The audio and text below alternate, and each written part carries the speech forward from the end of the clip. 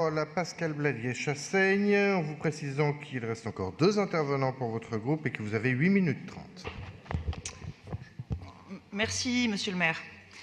Permettez-moi, l'espace d'un instant, de m'éloigner des enjeux certes fondamentaux d'Autolib et de Vélib pour m'attarder sur la question non moins cruciale du subventionnement par la ville des cycles et deux roues électriques.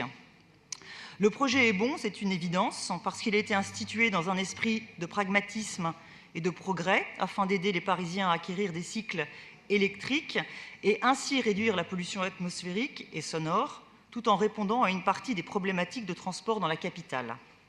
C'est pourquoi d'ailleurs nous avions voté ce dispositif de subventionnement sans sourciller.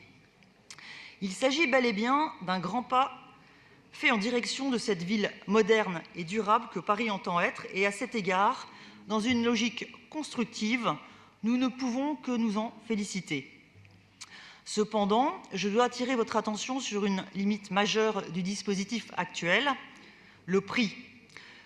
Le prix des deux roues électriques est tout simplement trop élevé pour que leur démocratisation soit accélérée par une aide limitée aux véhicules neufs. Les premiers prix sont à cet égard sans appel. 800 € pour un vélo électrique, 1 700 € pour un scooter. Les Parisiens ne sauraient être amenés à investir dans un véhicule plus durable si cette acquisition venait à se faire au péril de leur équilibre économique. Je vous rassure, je ne vous demande pas ici de rehausser le montant de l'aide et ses plafonds. Non, toujours dans un état d'esprit résolument pragmatique, je vous propose d'étendre l'application du dispositif actuel aux cycles et deux roues électriques d'occasion. D'abord, évidemment, parce qu'ils sont plus accessibles pour une grande partie des Parisiens, mais aussi parce que le gros de l'offre se trouvant dans les départements de petite et grande couronne, cela assurerait le transfert de ces véhicules propres vers notre capitale. Si aujourd'hui le marché de l'occasion électrique reste encore confidentiel, il deviendra de toute évidence un enjeu majeur des années à venir. En ce sens, à l'heure de la fin d'Autolib, à l'heure où la ville s'engage dans son plan climat sur la fin des véhicules thermiques sur son territoire en 2030, le marché de l'occasion est la clé de la transition vers les modalités électriques à Paris. Vous allez me répondre, à juste titre d'ailleurs, que la traçabilité de ces véhicules étant souvent au mieux incertaine, cela reviendrait à ouvrir la boîte de Pandore. C'est pourquoi cette évolution de bon sens doit s'accompagner de dispositions solides, claires, cohérentes, de nature à limiter toute forme d'abus. À ce titre, et pour conclure, je résumerai donc l'amendement à la DVD 78 que je soumets à notre Assemblée en 4 points.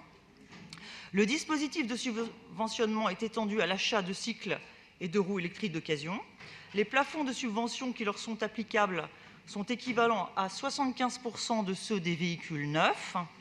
Chaque véhicule ne pourra faire l'objet que d'une aide pour l'ensemble de sa durée de vie. Et finalement, afin de permettre le suivi des 10 véhicules, chaque dossier de demande devra être accompagné par la facture de rachat auprès d'un concessionnaire ou de la facture d'achat originelle en cas de transaction de particulier à particulier. L'enjeu de faire de Paris une ville au déplacement toujours plus vert est un objectif que nous partageons tous. C'est une problématique globale pour les décennies à venir.